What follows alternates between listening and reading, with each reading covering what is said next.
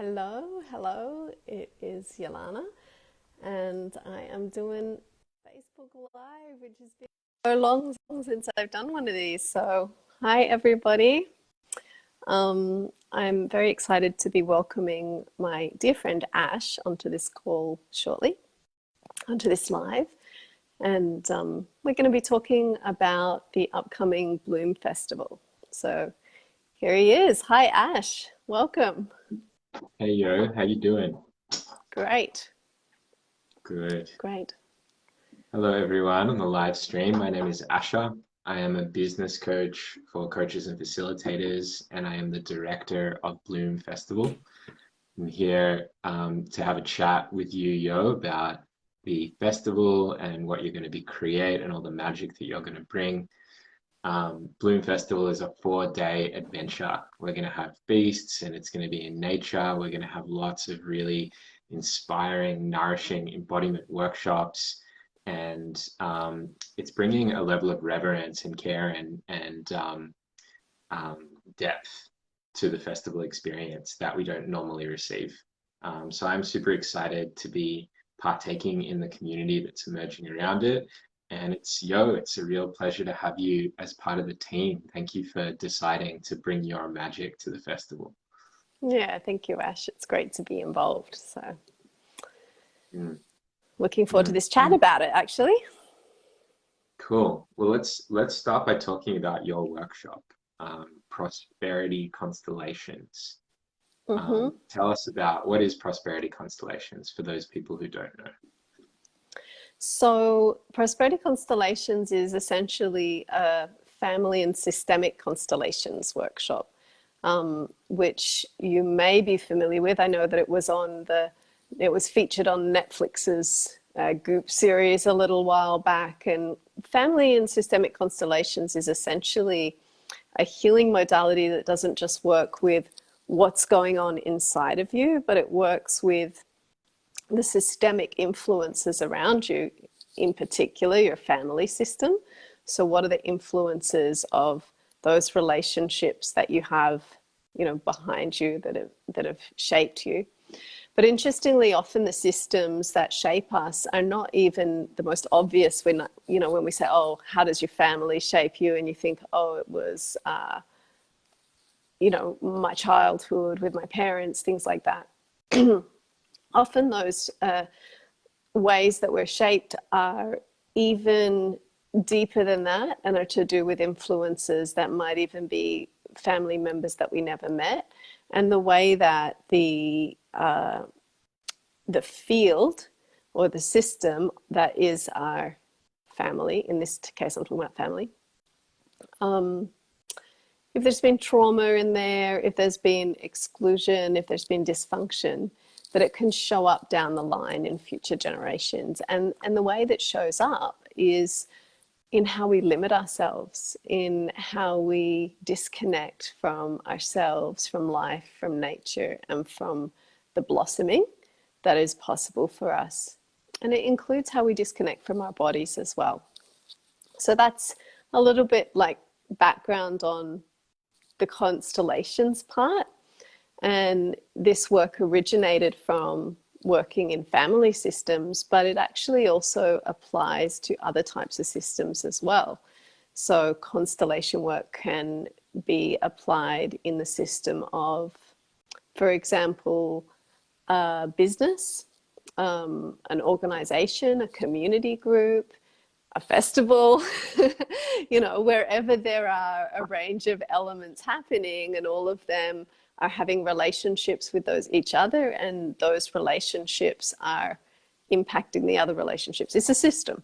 So those kinds of spaces. And so in the Prosperity Constellations workshop at Bloom, we'll kind of just be scratching the surface of what's possible with this work. But at the same time, even then, I've found that in a 60, 90-minute session, we can actually go quite deeply.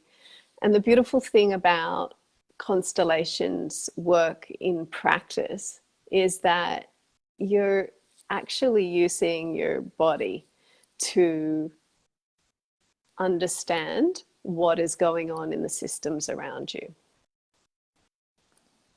Cool, cool, cool, cool.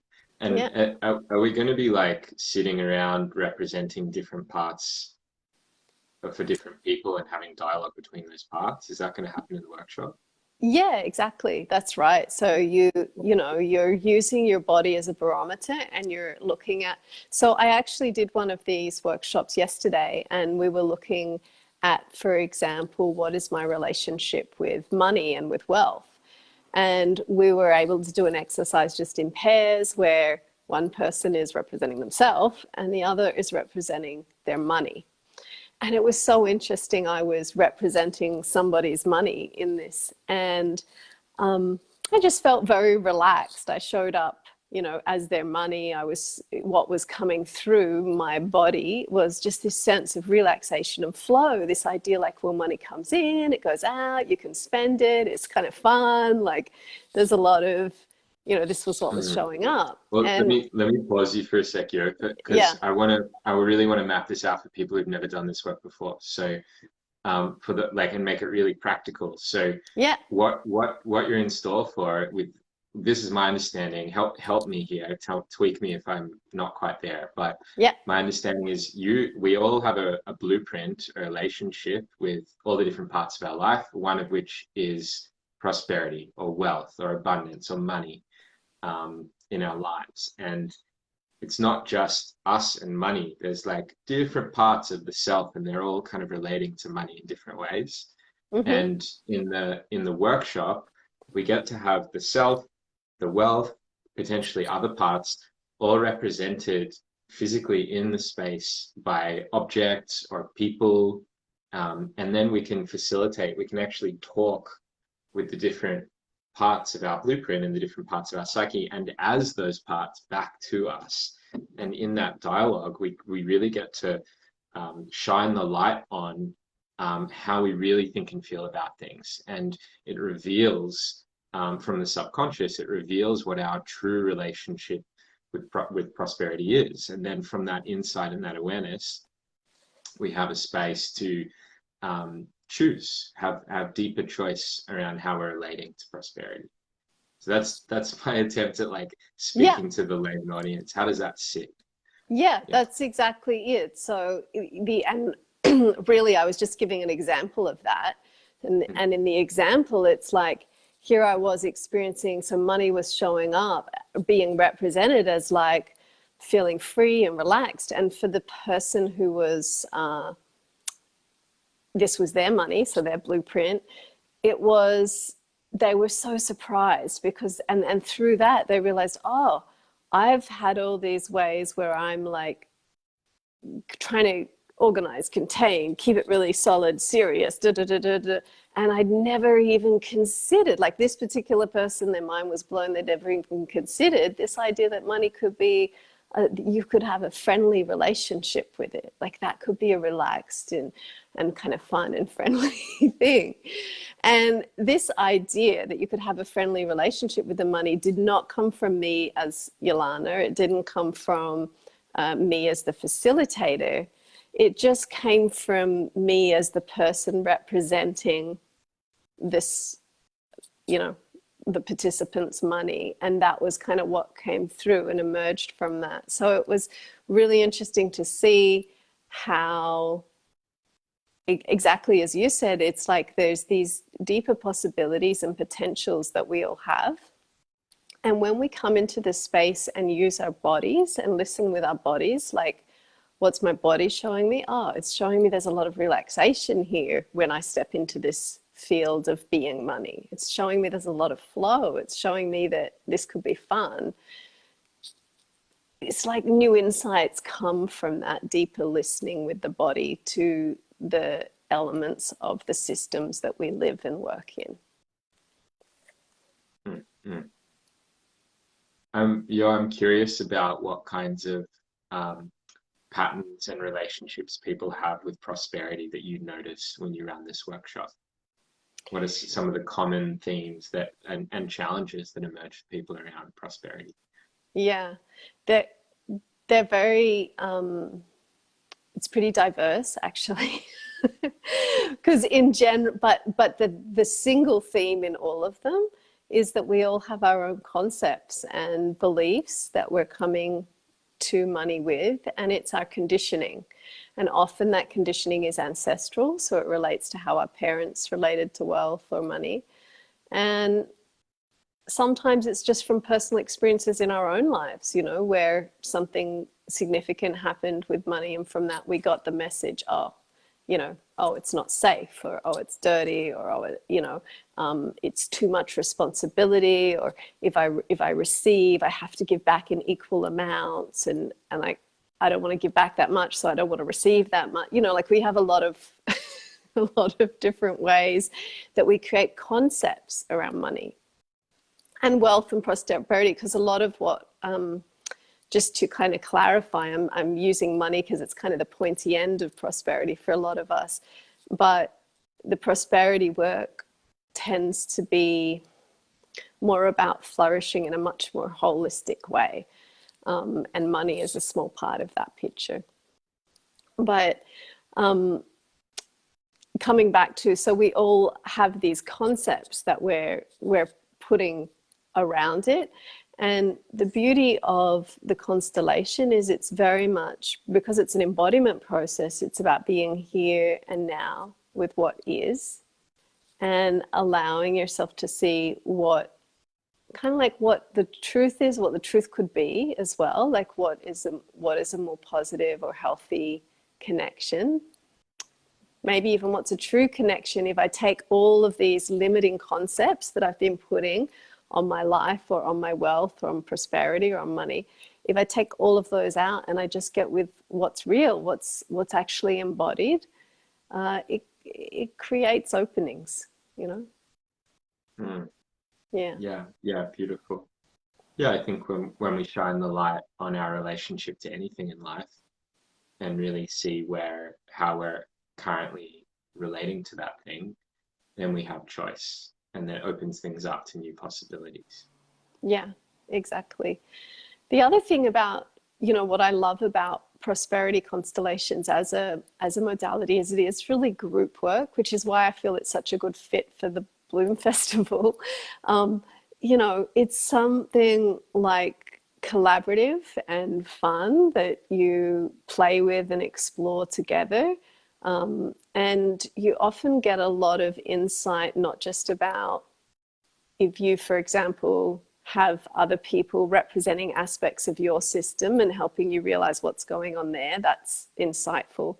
But you also often get a lot of insight out of representing aspects of other people's systems, and you go, oh, that relates to something that's happening for me, and yeah, I can, you know, oh, I've never experienced that energy before, but when I stepped into their space, suddenly I felt the kind of confidence that they have that I don't have, or things like that. So it's kind of got a real, it's a sense of community in doing this particular work, and a kind of a wider sense than often more traditional, if you think therapy, that is, it's very internal, it's on your own, it's isolated, it's one-on-one, you know.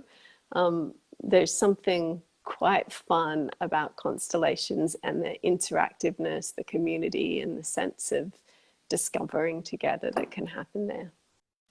Yeah, there's certainly in community group work, we have so many different reference points for ways of being.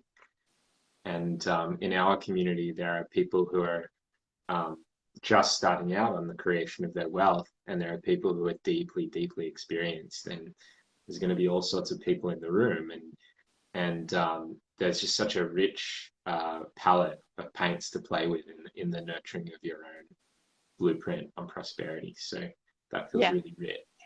Yeah, exactly. I'm curious, what are some examples of people who have left prosperity constellations? What are some of the results or impacts or experiences that they've had? Am I allowed to, you know, the very first thing that comes to mind is actually one of my own processes. So I might just share it because it came to mind. But I did a constellation. I have a group of friends I like to go camping with. And one time we were camping together and we decided to do constellations, and we each did one. And in my constellation, I had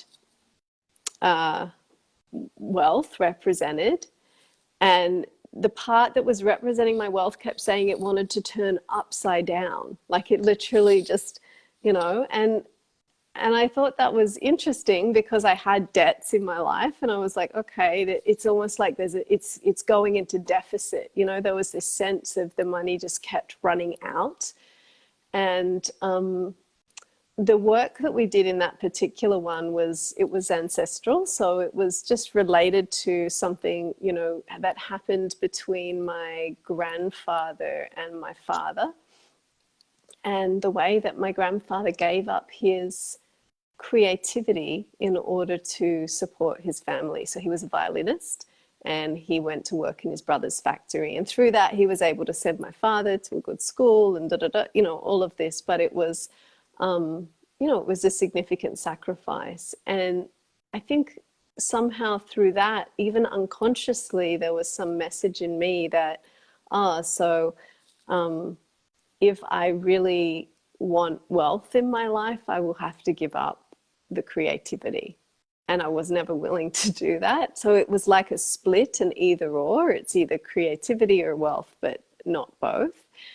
And by the end of the constellation, as we worked through that, the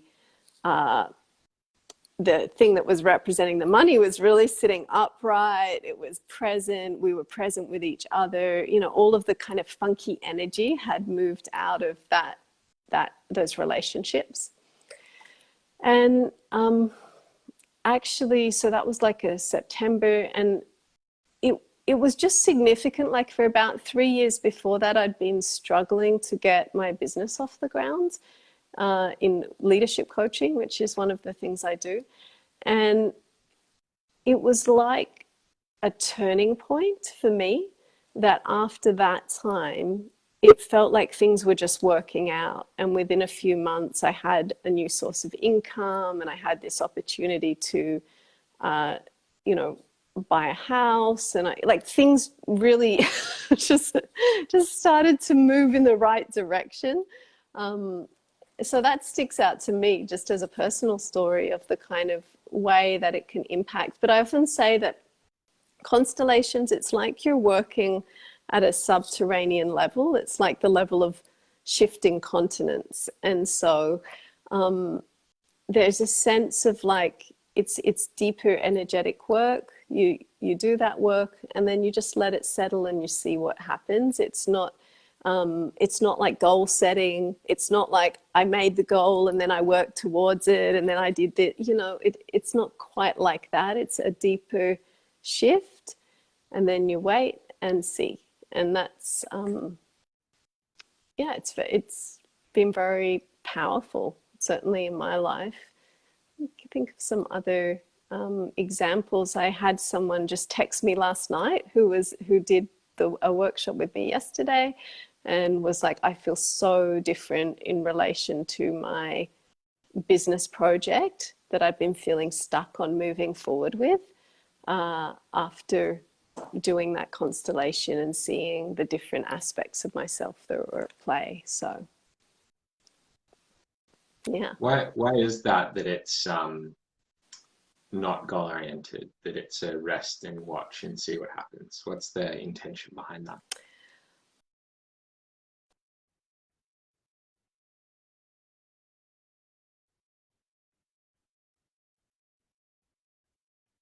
So our goal orientation is usually happening at the level of our conscious mind, and that is powerful. But if we have deeper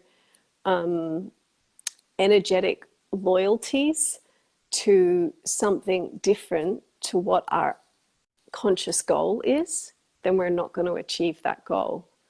So when we shift at that deeper level, the energetics dynamics around who we are in the world, how we want to be, and what our relationship with prosperity in this example that we're using is, it frees up for then the natural move, you know, it's like it frees up the natural fulfillment of the goals that you were, things become natural to walk towards the things that you were walking towards anyway. You know, so goal setting is great and it works. It just doesn't work when we have conflicting blocks inside of ourselves. And so we shift the energetic block, and then it just kind of lets you move forward, really. Not kind of. And then it does let you move forward. Yeah.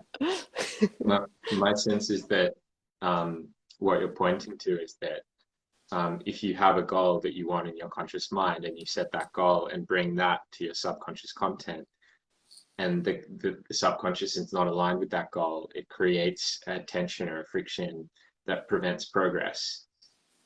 Yeah. And then if you really drop in and listen and harmonize, operate at the frequency of your subconscious and meet what's really there without such a strong goal orientation, you can move with what's there and create more internal harmony.